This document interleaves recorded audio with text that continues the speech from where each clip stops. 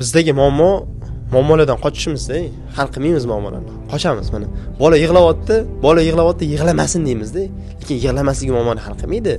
U qochasiz siz muammodan. Berib qo'yasiz masalan telefon.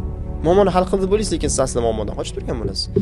Yoki bu o'sha ingliz tilida escapism deydi, qochish deydi.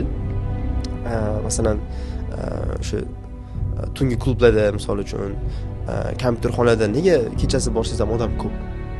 Ular qaysi marada puli ko'pligidan emas, vaqti ko'pligidan emas, ular muammolardan qochib yuribdi.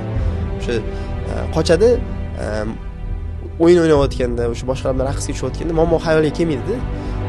Esdan chiqadi xolos. Ichkiliga berilganlar masalan. Ular muammoni hal qilmaydi, lekin muammo yo'qdek tuyulib turadi. O'sha hissiyot yaxshi emotsiya beradi-da ularga. Muammoni hal qilgandaqa emotsiya beradi, lekin aslida qochish.